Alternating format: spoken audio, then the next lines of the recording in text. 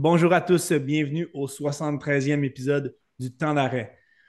Cette semaine, on n'a pas le choix. Évidemment, ce sera question du Super Bowl 58 qui se tiendra à Las Vegas, qui opposeront les 49ers de San Francisco aux Chiefs de Kansas City. Pour en parler, évidemment, on reçoit nos deux excellents collaborateurs football, Thierry Murray, Michael Charland. Ça va bien, les gars? Ça va Ça très va bien. bien, ça va bien. On est la semaine avant le dernier match qui va conclure cette saison 2023-2024 de la NFL.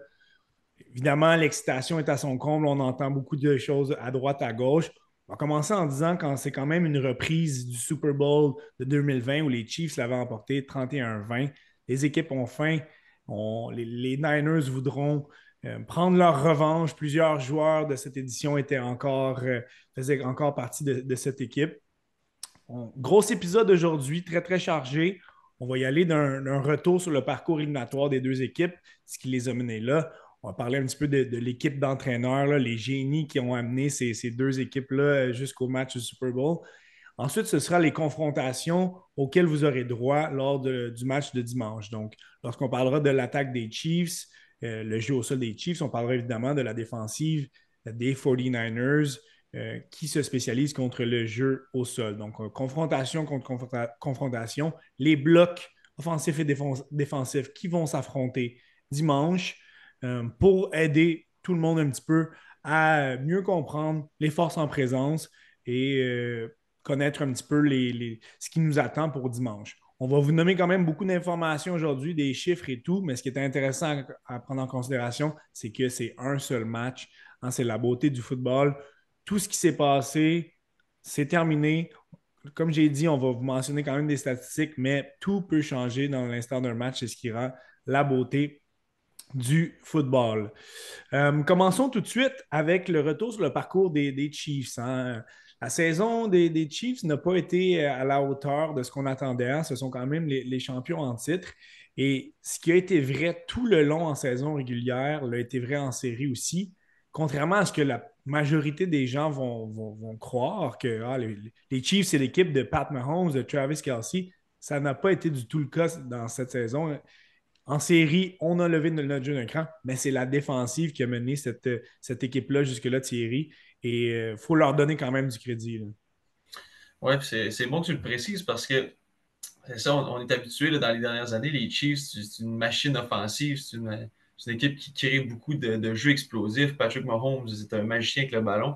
Mais cette année, comme tu l'as dit, complètement différent. Puis c'est quand même particulier qu'en l'espace d'une saison, c'est pas progressivement. On a passé d'une défensive qui était très moyenne depuis plusieurs saisons à boum, c'est rendu la force de l'équipe, c'est rendu l'identité de cette équipe-là, c'est la défensive avec. C'est ça qui a un petit peu d'ombre parce que justement, Patrick Mahomes, Travis Kelce et Taylor Swift prennent beaucoup de l'attention médiatique, mais vraiment, la défensive, c'est eux qui ont mené l'équipe et on l'a vu en éliminatoire. On a arrêté deux grosses puissances Ouais. offensives, dont celle des Ravens à combien c'était 11 points. Où, 10 points. donc, c'est assez phénoménal. En fait, oui, il y aura une partie des Ravens qui ont implosé un peu, mais ça reste que deux puissances comme ça d'avoir été arrêtées par la défensive des Chiefs, c'est pas rien. On doit quand même mettre leur présence en contexte aux Chiefs. Oui, match facile dans des conditions quand même assez extrêmes. Lors du premier tour contre les Chiefs, victoire de 26-7. Au deuxième tour, on peut se demander où seraient les Chiefs si Tyler Bass avait réussi son botté. Ça aurait probablement mené tout le monde en prolongation et rendu là, qui sait. En finale de conférence, courte victoire quand même de 17-10. On peut se dire, oui, il y en a qui vont dire, l'attaque des Chiefs n'a pas fait le travail, mais attention quand même, on faisait face à toute une défensive. La défensive des Ravens a été extraordinaire. Ce qu'on doit garder, surtout de ce match-là, c'est que la défensive des Chiefs a été, de manière complète, a été dominante. Donc, ça les a menés quand même au Super Bowl, mais c'est un parcours qui ne fut pas totalement concluant pour celui des Chiefs. L'autre côté, ben, c'est encore pire, c'est encore plus frais, encore plus vrai lorsqu'on mentionne que ce n'était pas concluant. Les 49ers ont eu un parcours éprouvant, Michael. Et ce que je retiens surtout, c'est que durant toute la saison, même depuis quelques années, lorsque les 49ers pardon, tirent de l'arrière à la demi, on perd. Et ça a été le cas dans les deux matchs éliminatoires et on a renversé la tendance. Euh, on s'est sauvé avec 2 victoires dans des circonstances différentes tout de même. Ouais, ben en partant, tu sais, le dernier match contre les Lions, on va se dire, oui, finalement, ils ont été capables de remonter dans le match. Par contre, je sais pas à quel point c'est les 49ers qui ont gagné ou si c'est les Lions qui se sont tirés dans le pied. Donc, c'est sûr que Kyle Shanahan, sa fiche lorsqu'il tire de l'arrière à la demi, c'est pas reluisant. Et puis en plus, contre les Packers, tant qu'à moi, il n'aurait jamais dû tirer de l'arrière. Donc, jusqu'à maintenant, oui, les 49ers, ils sont rendus au Super Bowl. Donc, les bonnes équipes trouvent les moyens de gagner. Par contre, je suis moins convaincu que je l'étais avant qu'ils commencent leur parcours éliminatoire, là. Et du côté des Niners, on peut y aller du même discours que pour celui des Chiefs. Où seraient les Niners si Dan Campbell avait décidé de prendre le placement une ou deux fois en quatrième essai? Peut-être que ce ne serait pas la même équipe au Super Bowl. Donc, ça a quand même été. On s'est rendu, mais par la peau des fesses. Euh, pour ce qui est de l'équipe d'entraîneurs, ben on semble se répéter, même s'il y a eu quelques petits changements du côté des Chiefs. Hein, je pense que c'est notre quatrième épisode du Super Bowl. On en a fait 3 sur les Chiefs. Donc, on commence à On s'est connaître un peu habitué. la cassette. C'est le vétéran Andy Reid qui était à la barre des Chiefs pour la 11e saison. Petit changement, Eric Bieniemy, l'ancien coordinateur offensif, a quitté, s'est fait remplacer par Matt Nagy, ancien entraîneur-chef des Bears de Chicago, qui connaissait quand même bien l'organisation. On a parlé de Thierry tout à l'heure. Steve Spagnuolo, le coordonnateur défensif, 5e saison avec l'équipe, on dirait que c'est lui qui est le génie, mais lorsqu'on parle d'Andy Reid, c'est son contrôle total sur chacune des petites sphères de jeu, là. Mhm. Puis tu l'as mentionné, on commence à être habitué d'être à cette place-là, là, au Super Bowl. Donc, il n'y a pas de nouveauté, il n'y a pas de. Ben, il y a toujours un petit stress, mais en même temps, Ouais. tu sais, c'est pas comme si ça faisait 20 ans que ces entraîneurs-là entraînaient et qu'ils n'étaient pas encore allés. Donc, ils commencent à connaître, tu sais, les semaines d'entraînement juste avant, gérer les joueurs au niveau des médias. On commence à connaître la routine, là. Donc, ils vont arriver là 100% prêts, je ne suis pas inquiet. Là, ils ne vont pas arriver en faisant des erreurs tout de suite en commençant. Donc, je pense que Parlons justement rapidement de cette préparation que les Chiefs doivent mettre en place cette semaine. Parce qu'il y en a eu des distractions depuis 2 semaines. Le génie à Kadarius Toney, qui la semaine passée va mentionner que non, il n'est pas blessé. Son coach Andy Reid dit l'inverse. Tony qui a été écarté de l'alignement depuis quelques semaines.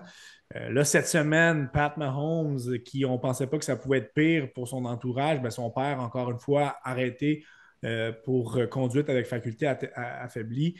Il semble être habitué, Mahomes, à faire face euh, à ces distractions-là.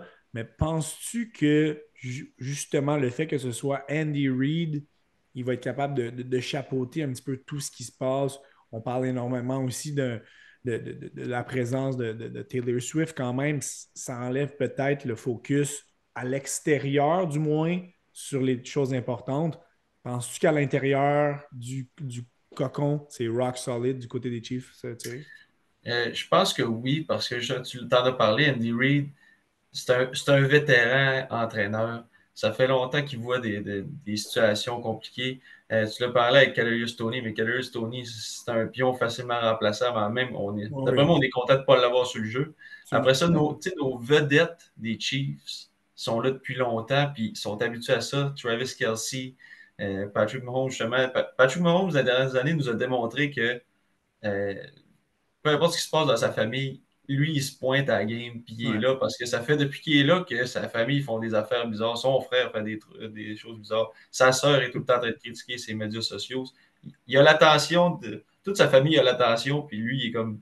Il joue sa game. Il est au-dessus de ça. Il se présente. Fait que j'ai pas l'impression que ces distractions-là vont venir jouer sur ces gros joueurs-là. Michael, du côté des Niners, leur équipe d'entraîneurs, c'est assez particulier. On a l'entraîneur-chef, Kyle Shanahan, qui est l'entraîneur depuis 2017. mais c'est aussi lui qui appelle les jeux offensifs. Il prend le rôle un petit peu de coordinateur offensif. Donc, c'est lui vraiment le gourou de cette attaque-là, et avec raison. C'est l'un des bons sélectionneurs de jeux offensifs de notre ère de football. Et justement, s'il y en a un qui est dû pour gagner un Super Bowl, c'est bien lui. Il se l'était fait voler contre les Falcons, a perdu en grande finale, justement en 2020 contre les Chiefs. L'année passée, perdu en finale de conférence contre les Eagles. Donc, je pense que Kyle Shanahan euh, va définitivement tout faire pour que son équipe arrive le plus près possible. Non, vraiment. Puis, comme tu dis, tu sais, c'est lui le chef d'orchestre d'une des attaques que, dans les dernières années, je trouve qui est le plus plaisante à regarder. Toutes les permutations qui se passent avant les jeux, des fois, j'essaie de m'imaginer le livre de jeu qu'il a créé pour cette attaque-là. Ça doit être incroyable, son cerveau offensif. Puis, écoute, je lui souhaite. J'aime beaucoup les 49ers justement à cause des jeux qui sortent un petit peu de l'ordinaire. Donc, je lui souhaite. Cependant, il s'occupe juste de l'attaque. La défense, là, Steve Wilkes, Ouais. coordonnateur défensif, qui a bien fait.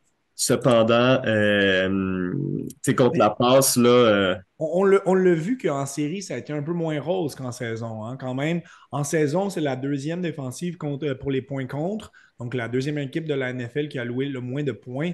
On a senti cette défensive plus vulnérable. On en parlera ultérieurement.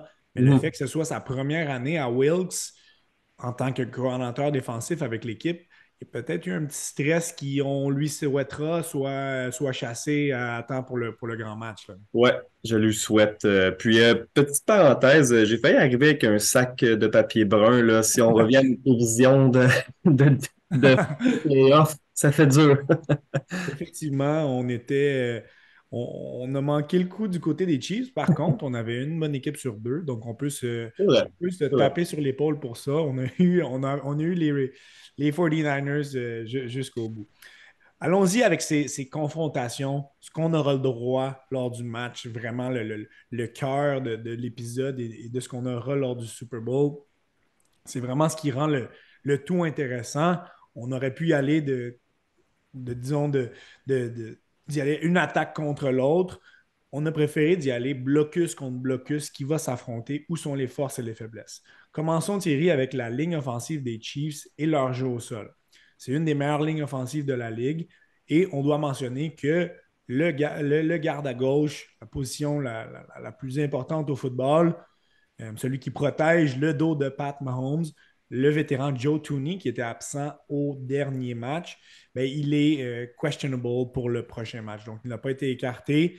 Il n'est clairement pas à 100%. Je lui mettrais quand même un petit 2 sur sa présence. Parle-nous, Thierry, de ce bloc offensif et du jeu au sol qui en découle.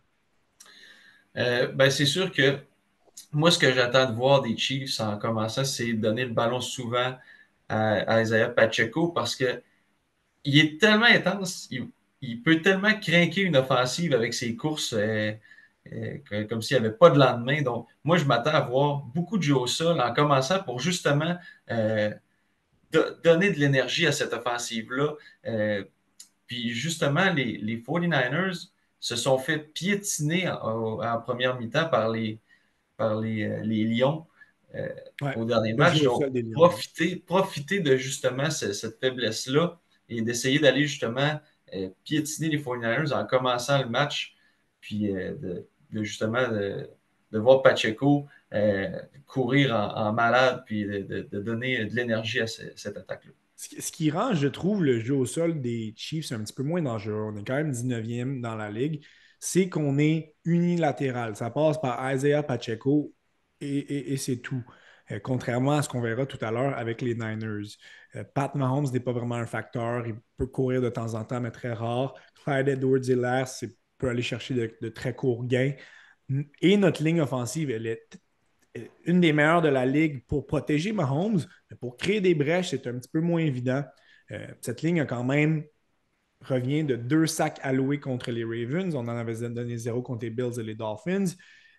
Mais c'est surtout que Pacheco, lorsqu'on affronte des défensives qui sont plus efficaces contre le jeu au sol, c'est moins évident. 68 verges la semaine passée contre les Ravens. Euh, donc, ça sera quand même un point à garder en tête que le jeu au sol des Chiefs, ce n'est pas leur force. Mais comme tu viens de le mentionner, Thierry, si on est capable d'imposer le jeu au sol et d'avoir un certain succès dès le début de match, mais je pense que les Chiefs vont pouvoir utiliser par la suite les atouts principaux de Pat Mahomes et ça risque d'être très difficile si on y parvient pour les Niners. On y va avec la confrontation inverse.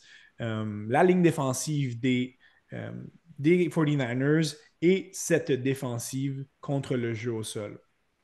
On est septième, Michael, pour les sacs dans la ligue. Nick Bosa, 10,5. Javon Hargrave, 7 sacs. Pour ce qui est de la pression défensive, ça passe pas mal uniquement par ces deux bonhommes-là. Oui, puis écoute, je vais commencer en disant Pro Bowl. Bosa, Hargrave, ensuite Fred Warner qui peut aussi arrêter le jeu au sol. Donc, une défensive, on en parlait le podcast avant les séries, un petit peu toute étoile. Cependant, j'étais un petit peu déçu. Tu sais, on a vu Chase Young arriver en cours de saison à la date limite des transactions comme étant un ajout incroyable. Et puis, mon Dieu, que j'attends encore son impact dans un match. Je trouve qu'on le voit très peu. Pour expliquer aux gens, Chase Young sur la ligne défensive, c'est lui qui va être à l'extrémité de Nick Bosa. C'est le chasseur de corps. Comme tu as dit, on l'attendait beaucoup. C'est le deuxième. Ça a déjà été un deuxième choix au total. Et j'ai lu entre les lignes qu'il pourrait possiblement être retiré de l'alignement là, pour dimanche. Donc, je pense qu'il va finir par jouer. Ce sont quand même certains points à considérer parce que ils ont besoin de lui pour se rendre au corps. Ça n'a pas été rose côté sac du corps dans les deux matchs éliminatoires. Là. Non, vraiment pas. Puis tu sais, moi, je l'ai vu arriver comme déjà que Bosa était dominant dans la ligue. Je me dis, en ayant Chase Young de l'autre côté, mon Dieu, ça va être un monstre à deux têtes. Puis Bosa, il va traverser, Young va arriver de l'autre bord. Mais finalement, au final, je trouve qu'il n'y a pas grand-chose qui a changé. Bosa a presque autant d'attention. Donc, tu sais, il finit par faire des jeux, mais je trouve que c'est un ajout qui a pas ajouté grand-chose au final. Mais par contre, oui, ils se sont fait piétiner contre Détroit, mais je m'attends à ce qu'ils se ressaisissent quand même là, du côté de la défense, du front défensif des 49ers. On a un Nick Bosa qui est quand même arrivé avec un momentum, deux sacs réussis contre les Lions, mais Ouais. c'est tout de ce côté-là. La défensive des 49ers contre le jeu au sol, oui, c'est la ligne défensive. On pourrait même ajouter un Eric Armstead qui est au milieu de cette ligne-là, qui est un plaqueur défensif extraordinaire, probablement diminué par une blessure. Cependant, on est troisième contre le jeu au sol dans la NFL. Donc, c'est une des forces de cette défensive-là contre le jeu au sol. Ça Ouais. part beaucoup d'un joueur que tu as mentionné tout à l'heure, Fred Warner, Dre Greenlaw, les secondaires qui jouent sur le deuxième niveau défensif, qui sont des machines à plaquer. On pourrait quasiment leur donner le titre de joueur de ligne, sauf qu'ils sont extrêmement rapides. On a eu une petite frousse que justement Dre Greenlaw Oui. pourrait quitter lors les Lions, ça aurait complètement changé cette défensive-là. Ouais, puis Green là, à chaque fois qu'il frappe, on va se dire, il frappe pour faire mal, là. Warner aussi, c'est pas, ça n'a pas l'air des enfants de cœur. Puis tu sais, si on fait la somme des deux, que les deux ont plaqué pendant la saison, là, on est à 252 plaqués, là, donc c'est énorme, là. Donc, ils sont tout le temps, sont constamment dans le jeu, sont tout le temps près des porteurs de ballon.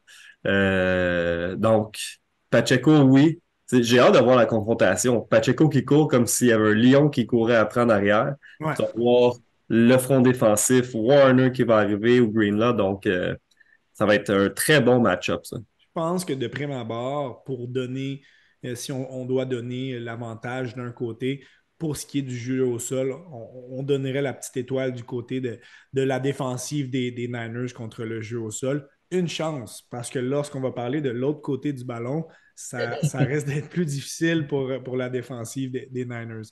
Justement, Thierry, allons-y avec le jeu aérien des Chiefs qui est, c'est pas une surprise pour personne, là, ça part de Pat Mahomes. C'est la sixième meilleure équipe de la Ligue pour le jeu par la passe. On en a parlé on a parlé, pas en début, mais lors du podcast qu'on a fait début janvier pour parler du début des éliminatoires, des difficultés de Mahomes de connecter avec ses receveurs. Ça a moins été le cas lors des 3 matchs éliminatoires. Euh, Mahomes qui a des chiffres extraordinaires. Il a eu à être bon, mais n'a pas été excellent. Donc, il a fait le travail, n'a jamais dépassé 262 verges par la passe, mais c'est une fiche immaculée, 4 touchés, 0 interception. Oui. Depuis le début des éliminatoires, on a justement vu un regain aussi de Travis Kelce, Oui, qui a eu une vraiment. saison très moyenne en standard de Travis Kelce. Ouais. Une Moins de saison 1000 moyenne. Puis verges. là, dans les derniers matchs, vraiment, on a recommencé à voir le bon vieux Travis Kelce qu'on voyait avec des catchs spectaculaires, des attrapants en troisième essai, des touchés. Donc, vraiment, ça, c'est une très bonne nouvelle pour les Chiefs si le meilleur joueur produit beaucoup. Semble aussi avoir une chimie entre Patrick Mahomes et la recrue Rashee Rice, Ouais. qui commence de plus en plus à s'élever au titre de receveur numéro 1. Pas encore à ce stade-là, mais on voit quand même que Patrick Mahomes lui fait confiance, il y a une chimie entre les deux. Absolument. Puis ça, c'est assez intéressant. 8 Puis tantôt, attrapés contre Baltimore et Miami quand même. ouais, tantôt, on parlait du jeu au sol. Parce que je pense que ce qu'on va chercher au niveau des Chiefs, ça va être d'avoir une attaque équilibrée pour que justement, que quand on arrive pour faire des situations de passe, que l'attention ne soit pas toute sur les receveurs, justement, que ce soit toute sur le jeu aérien, que l'équipe adverse respecte le jeu au sol pour pouvoir mieux passer le ballon, puis avoir des confrontations plus 1 contre 1, avoir des espaces un peu plus libres dans les couvertures de zone. Pour terminer sur Kelsey, il est en mission. Le voir rentrer sous la peau des joueurs des Ravens qui agissaient comme une gang de bums, on va se le dire. Là. Il n'y avait aucun contrôle, on prenait des punitions stupides, on s'est vraiment laissé tenter d'aller vers le vice et Kelsey en était mort de rire. On doit quand même mentionner que oui, on a 2 cibles très intéressantes, mais c'est très peu ce que Mahomes peut se mettre sur là-dedans. On a vu Marquez Valdez-Scantling faire quelques attrapés importants lors des 3 matchs éliminatoires. C'est très mince quand même. Est-ce que tu penses, Thierry, que Mahomes va être capable parce que c'est très possible qu'un Travis Kelce soit doublé. On sait que Kelce, c'est pratiquement plus un receveur de passe qu'un allié rapproché, mais est-ce que je pense qu'il va être capable d'utiliser peut-être certains autres receveurs qu'on attend moins, un Christian Watson, l'autre allié rapproché. Euh, où est-ce que la magie de Mahomes va pouvoir le mieux opérer, là, selon toi?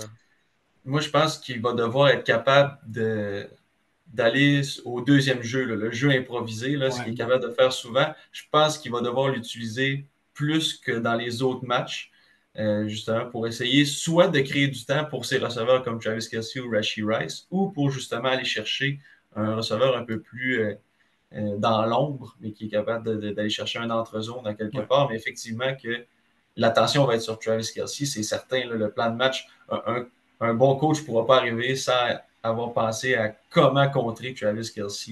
C'est sûr qu'il va y avoir souvent 2 joueurs qui vont rôder autour. C'est ça. Clairement. Michael, du côté de la défensive des Niners contre la passe, évidemment, on pense à la tertiaire, donc les 2 demi-coins, les 2 secondaires, les secondaires qu'on a parlé tout à l'heure, Warner, Green, là, qui sont efficaces contre la passe. Mais il faut mentionner quand même que c'est essentiel. On a parlé de la pression, mais il faut aller déranger Pat Mahomes lors de ses mouvements de passe. Pas nécessairement le rabattre au sol à chaque jeu, mais c'est d'être près de lui, d'être dans son visage, d'être dans son environnement. Euh, c'est comme ça aussi qu'on va freiner le jeu par la passe, parce qu'on va se le dire, les éléments qu'on a en place du côté des Niners, pas les plus efficaces. On est 14e contre le jeu par la passe. Là. Non, c'est ça. Puis, arrivé au Super Bowl, 14e défense contre la passe, contre Patrick Mahomes, contre le coach Andy Reid, contre Kelsey, c'est sûr que ça fait peur un petit peu. Mais tu l'as dit, le secret, je pense, pour les 49ers, ça va être de tout le temps être dans la face de Patrick Mahomes. Faut pas qu'il soit confortable. Faut pas qu'il ait le temps de découper la défensive de zone de voir quel joueur surveille quelle section du terrain parce qu'il va manger les 49ers. On le connaît. Écoute, on en a parlé un petit peu, là, la ligne offensive des Chiefs. C'est un petit peu leur faiblesse, si on veut. Donc, je m'attends à avoir de la pression des 49ers. Je m'attends pas à ce que Pat Mahomes ait une soirée tranquille. Par contre, on sait que c'est un des corps arrière avec peut-être Lamar Jackson qui est capable d'étirer les jeux, de se faufiler, puis de faire des jeux improvisés avec son deuxième cerveau, Travis Kelce, qui, on sait, même si Thierry le dit, il va être doublé, l'attention va être sur lui. Euh, c'est ça à chaque match. Puis à chaque match, j'en reviens pas à quel point, des fois, Kelsey, il reçoit une passe, puis dans l'écran, il n'y a pas un chat qui est autour Ouais. de lui. Tu Ben, sais, il est excellent pour trouver ces zones-là. c'est un bon point. C'est une défensive qui s'est fait quand même gruger à ce niveau-là. Là. On a vu l'excellent Amon-Ra St. Brown qui a découpé cette défensive-là vraiment de manière aisée. Jordan Mhm. Love a eu l'air d'un génie contre cette défense-là. Il faut mentionner quand même que la perte du secondaire étoile, Talanoa ou Fanga, euh, fait très mal. Là. C'est un joueur qui changeait la dynamique de cette défense-là. On a une tertiaire, bon, qui Ward, Lenoir, Gibson, des bons joueurs sans plus.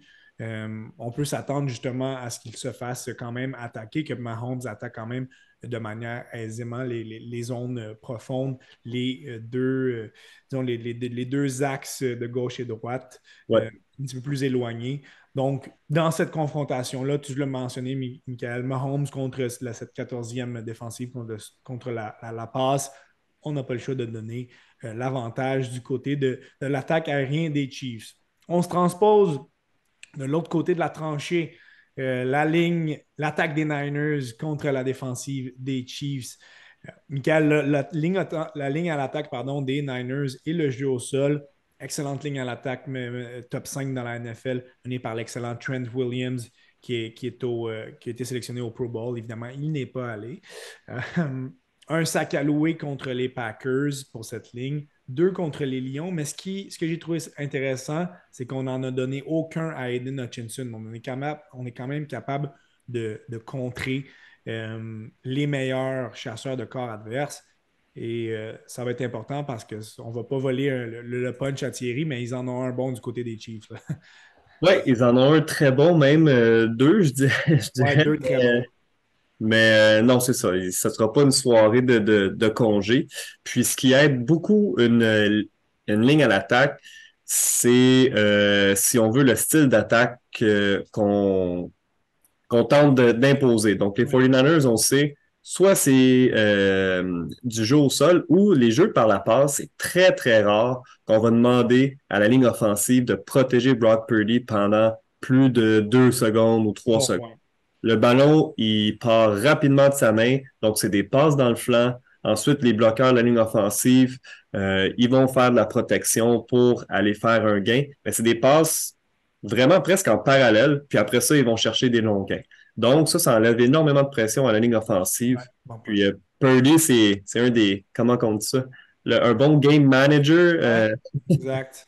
Donc, Euh, pour ce qui est de cette attaque au sol, Michael, je pense que Kyle Shanahan a probablement regardé l'affrontement entre les Ravens et les Chiefs et d'une manière très fortunée pour lui, il savait exactement quoi ne pas faire. C'est-à-dire, lorsqu'on tire de l'arrière, les Ravens ont complètement oublié ce qui était leur force, qui était le jeu au sol, mhm. et on a passé, passé, passé, et ça a créé une catastrophe nommée Lamar Jackson. Donc, je pense que ça va être important du côté des Niners. Tu as parlé d'identité, Michael, d'être propre à ce qui nous a mené là, ce qui est en grande partie notre jeu au sol. Même si on a des difficultés en début de match, même si Pat Mahomes il commence d'une manière très explosive, on doit courir, on doit courir. On a le meilleur porteur de ballon de la NFL en Christian McCaffrey, 1459 verges au sol euh, en saison régulière, 14 touchés, en éliminatoire des matchs de 98 et 90 verges, deux touchés lors des deux matchs. On a le gars pour faire mal aux Chiefs, c'est Christian McCaffrey et le jeu au sol des Niners. Je vais vous dire à tous les auditeurs, pour gagner les 49ers, il faut que ça passe, tu l'as dit, par le sol. Les Chiefs, Ouais. 17e défense contre le sol. Puis l'attaque des 49ers, c'est une des meilleures au sol, tu l'as dit, troisième dans toute la NFL, avec le meilleur joueur, à mes yeux, de toute la NFL, à part les corps arrière, là, Christian McCaffrey, qui est régulier comme une horloge, 2 touchés dans chacun des matchs de série. Donc, il faut que ça passe par là. Puis je l'ai écrit sur mes feuilles, Kyle Shanahan, j'ai écrit Stay True. Donc, essaye pas d'aller plus compliqué. Ce qui marche, c'est ton jeu au sol. Au sol, faut que ça passe par là. C'est la faiblesse des Chiefs. Donc, puis c'est pas juste Christian McCaffrey, on le sait. Souvent, des permutations en arrière de Brock Purdy, on fait semblant de donner un ballon à un, on le donne à l'autre. Puis, il faut mêler les Chiefs, là. Et le joueur qui bénéficie le plus souvent de ces jeux-là, ben, c'est Deebo Samuel, qui a un impact énorme en éliminatoire lorsqu'il n'a pas été blessé et en saison régulière. Donc, on peut régulièrement aller chercher une trentaine de verges. Et un élément que les Chiefs ne s'attendaient peut-être pas à devoir gérer, c'est un Brock Purdy qui peut courir. Et on Ben l'a vu oui, contre les Lions. Il ne court presque jamais en saison régulière, mais là, dans les moments importants contre les Lions, dans des gros troisième essais, 5 courses, 48 verges. Il est quand même athlétique, mais on l'a dit, il joue dans sa pochette, il fait des passes rapides, les jeux se dessinent très rapidement, mais c'est un gars c'est pas Tom Brady, là. Il est capable de courir Brock Purdy, donc ils vont devoir avoir un espion en tout temps la défensive des Chiefs pour garder ce gars-là à l'œil, là.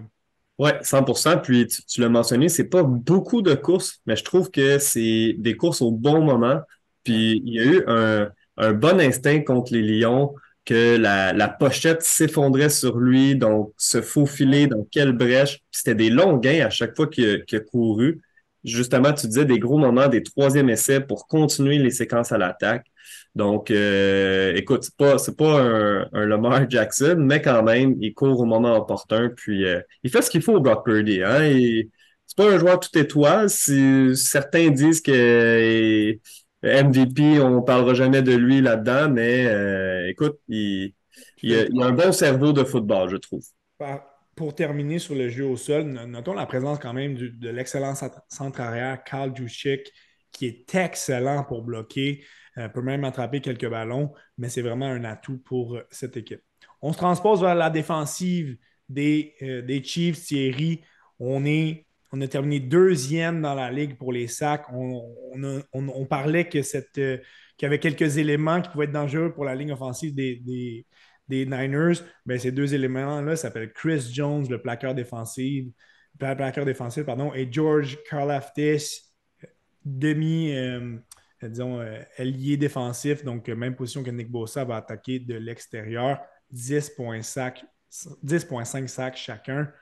Je termine en mentionnant quand même que Charles Omenihu, l'autre ailier défensif, qui a eu 7 sacs lors de la saison et un en éliminatoire, ne jouera pas. S'est blessé lors du dernier match. Pour lui, ça a été une déchirure dans le genou. C'est quand même une grosse perte pour cette ligne-là. Mais on a deux gars qui ont faim, qui excellent dans les matchs importants, surtout Chris Jones. Ouais. Tu l'as dit, c'est une grosse perte, au Omeniolu, surtout qu'on avait perdu Derek Nady un peu plus tôt dans la saison, que lui aide grandement le jeu au sol là, quand il y a le temps de bloquer les corridors à l'intérieur de la ligne. C'est un gros bonhomme qui est capable de justement couper le centre. Puis on parlait beaucoup des deux secondaires des 49ers tantôt, mais les Chiefs en ont deux excellents aussi en Willie Gay et Nick Bolton qui sont bons pour couvrir rapidement les extrémités. Peut-être pas à la hauteur de ceux de San Francisco, mais quand même à ne pas négliger. Ce que je remarque des Chiefs, c'est qu'on a été excellent en éliminatoire contre les porteurs de ballon. Si on regarde contre les Chiefs, on a un James Cook qui a eu 18 courses pour 61 verges. C'est juste une moyenne de 3,4 verges par course. On a vraiment réussi à contenir les porteurs. Là où ça a été difficile, c'est au niveau des corps arrière. Arrêter les courses des corps arrière, les jeux improvisés un peu. C'est sûr qu'on parle de Josh Allen qui est un bon joueur de ça, mais est allé chercher 72 verges en 12 courses lors des jeux improvisés un peu. Donc, il va falloir faire attention à ça. Tu en as parlé justement tantôt. Brock Purdy nous a démontré que quand vient le temps de, de devoir improviser une petite course par-ci par-là, il est capable de le faire. Donc, ça, il va falloir rester attentif à ce genre de course-là. Et ce que j'ai remarqué aussi, il faut que les Chiefs restent allumés et, comment je peux dire ça, vifs d'esprit parce que Michael en a parlé tantôt, l'offensive de Kyle Shanahan, c'est des permutations à outrance. Ça C'est va de vite. changer les joueurs de place 3, 4 fois avant la levée du ballon. Il va falloir que tout le monde sache que les affectations défensives soient respectées, que ça soit compris par les joueurs parce que c'est là que ça devient difficile quand deux joueurs pensent qu'ils surveillent le même. Là, finalement, il y en a un qui est tout seul. Donc, ça va vraiment falloir rester allumé à ce niveau-là, au niveau du jeu au sol. Mentionnons que Chris Jones, justement, est excellent pour chasser les corps arrière. Pas le meilleur contre la course, ce qui explique un petit peu avec les blessures qu'on a parlé aussi, qu'on est 17e contre le jeu au sol. Donc, il faudra faire attention à ça. Pas le choix de donner quand même l'avantage à l'attaque au sol des Niners.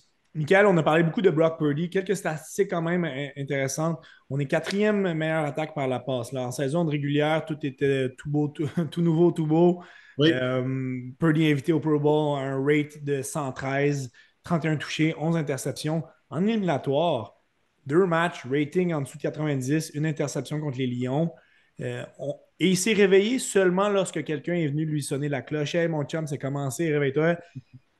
Au Super Bowl, on ne peut pas se permettre un slow start comme ça contre les Chiefs. Ça va être terminé à la mi-temps si c'est le cas.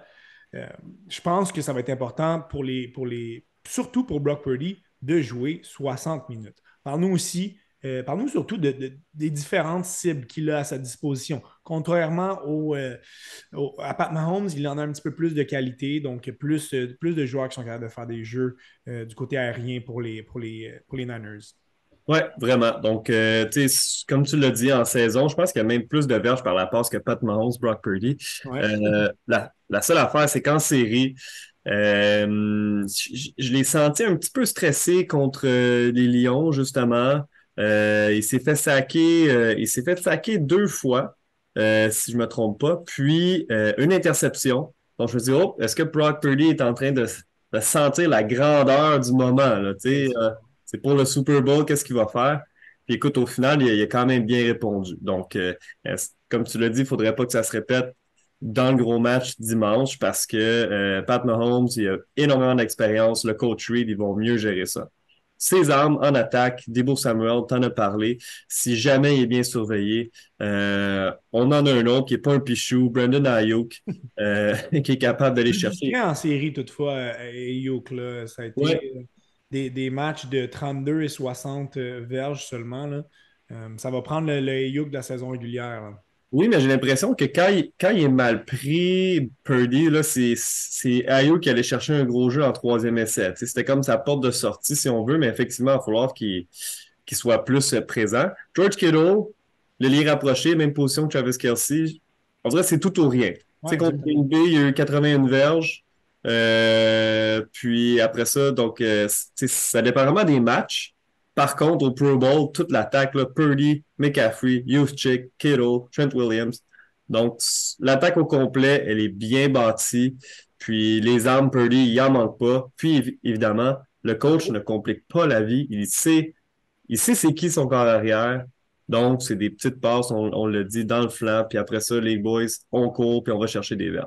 Pour moi, le facteur X de cette attaque-là, c'est l'attaque aérienne, c'est Deebo Samuel aussi.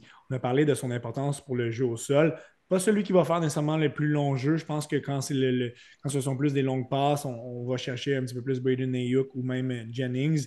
Mais des actions rapides dans le flanc à proximité, c'est sa spécialité. 8 passes captées contre les Lions. Et le dernier joueur qu'il faut mentionner, c'est Christian McCaffrey lui-même. Et oui. 72 verges en série, 564 en saison, mais surtout 7 touchés en saison. N'a pas fait de toucher en série, pourrait se réveiller à ce moment-là.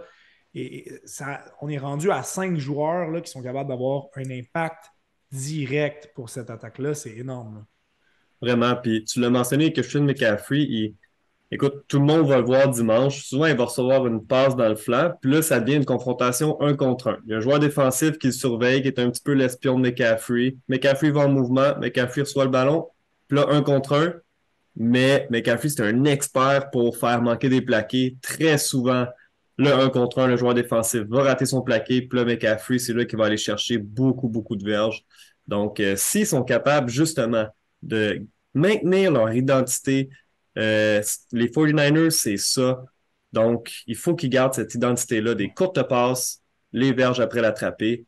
C'est comme ça qu'ils vont connaître du succès, là. Excellente attaque aérienne qui affronte une excellente défensive aérienne, Thierry. Euh, je vais aller et c'est une jeune défensive qu'on a parlé tout à l'heure un petit peu. On a été surpris que ça a été le meilleur élément de cette équipe. Mais je pense l'équipe menée par Spagnuolo a vraiment quelque chose de précieux entre les mains. Je vais y aller un petit peu en défilant là, les âges des joueurs clés. Sur la ligne, en tant que secondaire, Nick Bolton, 23 ans. Willie Gay, 25 ans. Lors de la tertiaire, les demi de coin. Jairus Sneed, le vétéran à 27. Trent McDuffie, 23 ans, joue comme un vétéran. Maraudeur, Justin Reed, excellent, à 26 ans. C'est une défensive qui n'a pas de. C'est une tertiaire, pardon, qui n'a pas de nom étoile, mais tout le monde fait le travail. En fait, ils sont en train de devenir des joueurs étoiles parce que c'est justement, étant jeunes, on les connaissait pas tant que ça. Puis là, ils sont en train de vraiment se faire un nom comme défensif très solide. Et ce que j'ai vraiment aimé, si je regarde les 3 derniers matchs en éliminatoire, on a complètement anéanti des gros canons, là. Pas juste des petits joueurs. Là, on a complètement contré Tyreek Hill des Dolphins.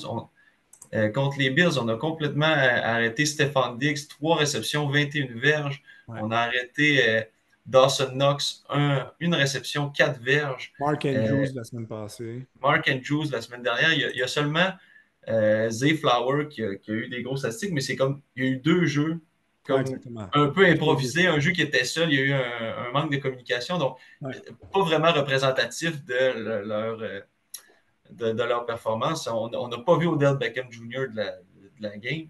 Donc, on a arrêté beaucoup de gros canons. On est excellent cette année contre des grosses équipes, des gros groupes de receveurs. Là, effectivement, ils vont affronter un excellent groupe de receveurs avec les. On doit mentionner, Thierry, que la semaine passée, 2 éléments importants. La semaine passée, Willie Gay n'était pas là. Excellent secondaire, excelle contre le jeu par la passe. Mais cette défensive-là est pratiquement pareille que l'année passée, sauf que tout le monde est plus vieux. Comment est-ce qu'on peut se dire que les Niners ont des chances quand cette tertiaire-là a juste pris encore plus d'expérience par rapport à l'équipe championne de l'année passée? Écoute, on dirait que on fait tout un peu mieux, ce qui fait en sorte que la défensive est vraiment meilleure. Tout le monde a élevé son jeu d'un cran. Il y a personne qui traîne de l'arrière comme certaines éditions des Chiefs. Il y avait certains joueurs qu'on traînait comme un Daniel, comme un Sorensen ou des joueurs comme ça. Tout le monde est bon présentement. Il n'y a personne qui est un boulet à cette équipe-là. On peut faire confiance à pratiquement tous les joueurs sur cette unité-là. Donc, tu sais, les confrontations, ça va être bon parce que ça va être difficile pour les 49ers de trouver une confrontation avantageuse parce que justement, tous les joueurs performent présentement. Et ça, je pense que ça va être probablement l'élément le plus durement à disputer, justement, cette attaque aérienne des Niners contre cette excellente tertiaire et ce groupe d'unités de secondaire. Peut-être une mini faiblesse du côté de l'autre maraudeur, Mike Edwards, mais c'est très mince. On se J'aurais transpose. une dernière chose. J'aurais une dernière chose. Il va falloir faire attention aux passes rapides, puis surtout aux blitz, de ne pas se faire prendre à contre-pied. Puis justement, les 49ers sont bons pour les petits jeux rapides, les petites passes rapides, puis c'est les verges après l'attraper souvent qui leur donnent beaucoup de succès. Donc, il va falloir faire attention à toutes les permutations, de ne pas perdre un joueur ou de justement, des fois, les joueurs de ligne laissent passer certains joueurs défensifs pour les exclure eux-mêmes du jeu pour ensuite faire une petite passe dans le flanc. Donc ça, rester alerte de ça, puis pas se faire avoir à tous Puis les coups. on le sait, Spagnuolo, c'est un de ceux qui blitz le plus, puis c'est c'est quoi l'arme contre le blitz? C'est justement attaquer le blitz. Le blitz arrive de la droite, tu passes à droite, donc après ça, les joueurs sont même plus dans le jeu. Donc, Des bon passes point, c'est. rapides aussi, ce que les 49ers peuvent très bien faire. On se transporte du côté des unités spéciales. Ici, c'est le choc des générations, si on veut, là, du côté des Chiefs. Thierry, le botteur Harrison Butker est de glace depuis une certaine période. Ça a été 33 en 35 cette année. Euh, Par les années passées, il avait eu quelques ratés, mais cette année, là, c'est solide, solide. 7 en 7 en série, en éliminatoire. Il a réussi toutes ses transformations aussi. Je pense que si on a un bottin important du côté des Chiefs, on peut avoir confiance en Harrison Butker. Oui, puis ça, c'est le genre de situation que tu veux pas avoir dans. On s'attend à avoir quand même un match serré. Tu veux pas avoir à mettre le match du Super Bowl dans les pieds de ton botteur jeune, qui manque d'expérience. Donc, avoir cette garantie-là, cette assurance-là, que si on en vient à avoir un botté crucial, au moins on sait qu'on a un vétéran qui en a vu d'autres, et que oui, la pression va quand même être là, on ne peut pas enlever la pression complètement, mais est peut-être plus habitué à la gérer qu'un botteur qui serait très jeune. Michael, du côté des Niners, c'est l'inverse, hein. On a un jeune botteur en Jake Moody qui a eu des difficultés en saison, 21 en 25. On a vu qu'on n'a pas trop été utilisé. Les Niners ont fait beaucoup de touchés. Et Ouais. en saison, en série, ça a été la même chose, 3 en 5. N'a pas manqué de transformation en éliminatoire, mais en a manqué en saison régulière. Euh, il a semblé quand même Mauvais. être. Mauvais. Il a semblé mauvais, il a semblé mauvais. Mais ce qui est quand même rassurant pour l'équipe d'entraîneurs, c'est qu'il a raté ses placements quand même tôt dans la rencontre et il a été capable d'en avoir d'autres par la suite. Mais on ne peut pas se permettre de manquer un, deux placements dans des situations clés. Contre les Chiefs, chaque point va être important. Non, exactement. Puis, c'est sa précision sur les bottées un petit peu plus long aussi. Quand on compare Jake Moody versus Harrison Butker, Moody a un placement entre 40 et 49 verges. En saison, il est 4 en 6. Puis ça, là, 40-49 verges, c'est quand ils sont à la ligne de 22. Ouais. Fait que, ils sont quand même loin, ils sont proches de la zone payante. Puis même là, il n'y a rien de garanti pour les 49ers pour un 3 points. Après ça, 50-59 verges et 2 en 3. Donc, tu sais, moi, je me dis, est-ce que ça va forcer les 49ers en quelque part à. Tu sais, peut-être que Kyle Shanahan, il va se dire, bon, on est à la ligne de 25, on n'a pas un 3 points assuré. Tu sais, il va l'essayer, le field goal, la transformation de 3 points, mais tu sais, c'est pas une garantie. Quand on regarde Butker, 40 à 49 verges, il est 7 en 7. Ça veut dire qu'à la ligne de 35 environ, les Chiefs, sont rendus presque un petit peu traversés le milieu de terrain, sont confortables de botter puis aller chercher un 3 points versus les 49ers, il faut qu'ils se rendent vraiment plus proches pour avoir un 3 points de garantie ou presque. C'est important d'avoir confiance en son botteur. Lorsqu'on vient de passer la zone centrale, la ligne du centre, on a vu, particulièrement cette année, c'est une tendance qu'on voit de plus en plus, lorsque les équipes sont à la ligne justement de 45, 40, voire même 35, on est en quatrième essai. Certaines équipes préfèrent y aller parce qu'on n'est pas certain que notre botteur va réussir le 3 points. Mhm. Ben, je pense que dans des moments clés, c'est important de pouvoir compter sur son botteur. Et les Chiefs en ont un de plus grande confiance que du côté des Niners. Et il ne faudrait pas être surpris de voir les Chiefs gagner la bataille du positionnement avec les bottées de dégagement. On a en Tommy Thompson l'un des meilleurs botteurs de dégagement de la NFL. Les gars, on vient de parler de tout ce qui est concret, parlons des intangibles, des impondérables, ce qui pourrait faire pencher la balance d'un côté ou de l'autre. Je suis curieux d'avoir Thierry et Michael, pour vous deux, chacun des éléments auxquels on n'aurait pas vraiment discuté jusqu'à présent qui peut faire pencher la balance, soit du côté des Chiefs ou des Niners. Thierry, pour commencer.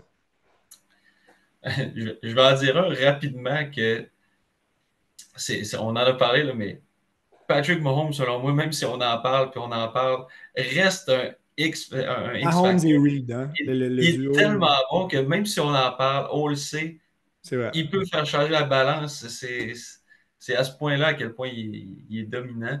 Euh, Quelque chose qui pourrait faire changer la balance. Euh, le- la- Même si Carl Shanahan a parlé aux médias qui disaient qu'il ne pensait plus au Super Bowl avec les Falcons, Ouais, bon moi, point. je pense quand même que ça peut jouer dans la tête. C'est sûr qu'il ne le dira pas ouvertement, c'est certain. Mais tu sais, on en parle encore aujourd'hui. Ça fait 8 ans, puis à chaque fois qu'on arrive au Super Bowl, on en parle. Même si Kyle Shannon n'est même pas dans le décor, à chaque année, on a une joke à quelque part des Falcons qui perdent le Super Bowl 28, qui ont scrappé leur record. Après ça, il a perdu le Super Bowl en 2020, tu l'as dit, contre les Chiefs. Donc, à un moment donné, c'est sûr que ça va lui jouer en tête. S'il commence à tirer de l'arrière, puis si les 49ers font comme ils ont fait aux 2 derniers matchs éliminatoires, de mal commencer le match, puis de tirer de l'arrière, ça va venir jouer dans la tête, ça, c'est certain. Là. Donc, ça, Ouais. c'est un facteur que moi, je vais regarder. Michael, de ton côté. Écoute, quelques petits fun facts si on veut. Les 49ers, là, les Chiefs sont considérés comme étant la maison cette année, donc ils pratiquent dans les installations là, Raiders. du stadium des Raiders, le Allegiant Stadium. Cependant, les 49ers, eux, ils ont un terrain de pratique, puis c'est sorti dans les médias comme quoi le terrain de pratique, le turf, le gazon, était trop mou ou quelque chose du genre, donc vraiment, vraiment pas satisfait de leurs installations. Écoute, est-ce que ça va les motiver? Est-ce que ça va les déranger? Ça va être à suivre. Ensuite, à ce stade-là, les Chiefs sont 4 victoires, aucune défaite. Les 49ers sont 1 victoire, aucune défaite. Donc, les deux équipes ont une fiche parfaite. Il y en a une qui va plier. Et je termine en disant, Monsieur Purdy, Mr. Irrelevant, est-ce qu'il va être encore Mr. Irrelevant ou un champion du Super Bowl dimanche à suivre? Ce sont des points, c'était justement le mien, cet élément de domicile des Chiefs par rapport aux Niners, même si pour moi, mon impondérable il est là du côté des Niners, même si on a été l'équipe la mieux classée entre les deux, là, on semble être complètement négligé. Je n'ai pas les cotes ici devant moi, mais dans les derniers jours, ça favorisait quand même aisément les Chiefs. On semble manquer de respect du coup aux Niners euh, parce que c'est difficile d'y aller contre Mahomes et contre Reed, mais aussi parce qu'on a eu un parcours un petit peu plus difficile en éliminatoire. Donc, on se fait donner un terrain un petit peu moins de qualité à l'Université du Nevada. J'ai l'impression que les Niners je prends un petit peu de vos deux réponses, là, mais on va arriver avec un couteau entre les dents pour pouvoir venger cet élément-là. Et de l'autre, ben, je pense que justement, le poids de cette victoire commence à peser lourd sur Kyle Shanahan. S'il perd dimanche, on va se dire, ben, c'est peut-être un des grands gourous offensifs de la NFL, mais en saison régulière. En éliminatoire, lorsque ça compte, ça ne marche pas. Donc, je pense que c'est un impondérable qui pourrait peser en faveur des Chiefs. Cette pression et de la gestion d'un match, on sait que les Niners ne sont pas les meilleurs pour s'adapter dans un match. Je pense qu'il va falloir qu'il soit sur son spot, là, sur son X, Kyle Shanahan, dimanche. Avant d'y aller de nos prédictions, les gars, on doit parler quand même de l'effervescence au niveau entourant le Super Bowl. Premièrement, on le dit, on est à Las Vegas pour la première fois à Allegiant Stadium, un stade qui a l'air absolument extraordinaire. Il y a tous les attraits qui viennent avec Las Vegas, évidemment, mais on est vraiment là, on dirait que Las Vegas, la pierre angulaire, c'est le milieu de prédominance du monde sportif d'Amérique du Nord depuis quelques temps. Donc, il y a beaucoup, beaucoup d'effervescence. Évidemment, on va avoir une Taylor Swift qui va être là. Il faut le mentionner, elle va amener énormément de téléspectateurs. Euh, je ne serais pas surpris, les gars, que ça soit le Super Bowl le plus regardé de l'histoire pour les facteurs que je viens de mentionner. Las Vegas, Taylor Swift, la revanche du Super Bowl, les Chiefs, les Niners, deux grosses équipes. Il y a quelque chose qui se passe cette année pour que, du moins avant que le match commence, on a un des meilleurs regroupements d'éléments pour faire mousser ce match-là. Je serais curieux d'avoir votre opinion là-dessus, Michael, pour commencer. Ouais, ben, tu l'as dit, Vegas, c'est mettons, les plus gros combats de boxe. La UFC, là, avec la sphère, l'énorme sphère de Vegas, ils mettent les casques des 49ers, les casques des Chiefs. Taylor Swift, on a parlé dès que les Chiefs ont gagné. Taylor Swift a un spectacle à Tokyo, elle va tous se rendre à temps, puis là, la panique était pognée. Écoute, tous les éléments sont là, comme tu l'as dit, pour que il y a vraiment beaucoup de paires de yeux qui soient rivés sur leur téléviseur dimanche. Écoute, l'effervescence va être là. Seul petit bémol, Usher à la mi-temps. Ouais, Ça fait longtemps qu'on l'a entendu. Je suis un petit peu déçu, mais bon, ça sera lui. bon point. Thierry, de ton côté. Moi, ma question, mon petit jeu qu'on pourrait se poser, c'est est-ce que Taylor Swift va avoir plus d'attention médiatique après le Super Bowl que Usher? Clairement. Probablement. Clairement. Probablement. J'ai vraiment l'impression qu'on va plus l'entendre parler, surtout s'il y a une victoire des Chiefs. J'ai Exactement. l'impression que l'artiste qui ne chantera pas va avoir plus d'attention que lui qui va faire On une va performance. l'avoir sur le terrain en cas d'une victoire des Chiefs, c'est évident. Allons-y pour conclure l'épisode. On a mis plusieurs étoiles d'un côté ou de l'autre. Euh, Reste que certains des points qui valent plus que d'autres. Hein. Ça, c'est important de prendre ça en considération. Et on va y aller de prédictions pour ce match. Mais comme je disais à Thierry avant que l'épisode commence, de mon côté, je pense que je pourrais changer de choix demain. Euh, ce ne sera pas final. Je pense que pour le jeu des prédictions, c'est toujours agréable de mettre quelques dollars. Mais je pense que c'est franchement un match qui pourrait aller de part et d'autre cette année. Mais allons-y de nos prédictions pour le 58e Super Bowl, Thierry, pour commencer.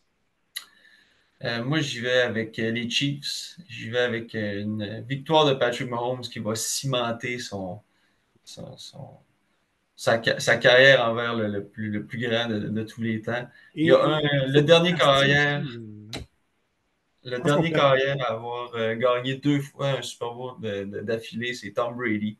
Ouais. On parle d'un joueur qui est dans la même trame, donc j'ai l'impression que tout porte à croire que les Chiefs vont aller gagner ça. Les Chiefs gagnent et on rentre Reed Mahomes dans cette conversation-là euh, Belichick qui, on- dû à son âge, Andy Reid n'aurait pas une aussi longue longévité avec donc, c'est pas un tandem qui durerait aussi longtemps, mais pour une courte période, je pense qu'on doit parler quand même de dynastie en cas d'une victoire des Chiefs. Michael, de ton côté?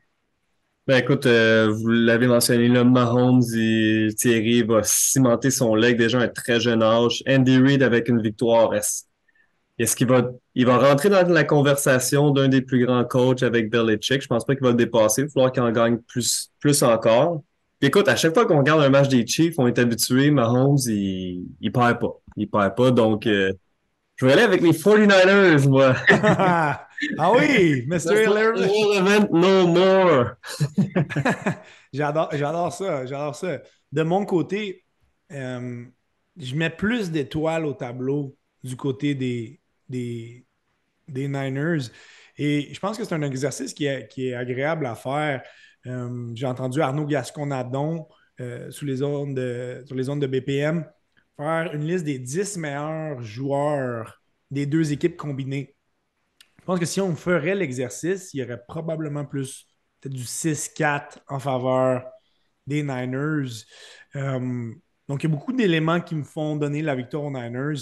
Par contre, j'ai appris récemment que lors d'un match clé, on ne doit pas miser contre Mahomes et Andy Reid. Donc, en date d'aujourd'hui, ce soir, je donnerai la victoire aux Chiefs. Mais Bon. peut-être que demain matin, je vais me réveiller et je vais avoir changé d'idée. Mais ce qui est le fun au moins, c'est que là, on est sûr et certain que quelqu'un au podcast va avoir raison. Yes, Exactement. c'est vrai. Parce que là, cette année, ça n'a pas été facile. Ça Donc là, nous permet de ne on pas est perdre la sûr. face jusqu'au bout. Euh, que ce soit pour regarder justement le spectacle de la mi-temps de Usher, que ce soit pour voir 15 fois pendant 3 secondes Taylor Swift, que ce soit pour manger de la bonne nourriture entre amis, boire quelques consommations, que ce soit pour justement l'effet social, que ce soit pour vraiment les puristes du football que nous sommes, d'avoir le match ultime dans une année. ou simplement pour mettre tout ça ensemble, ce qui est pas mal notre cas, je pense. C'est un événement social extraordinaire, probablement le plus gros de l'année. Je m'avance rapidement là, sans avoir considéré plusieurs éléments, mais lors d'une seule soirée, je pense qu'il n'y a pas d'événement social plus fort qui revient à chaque année que le Super Bowl.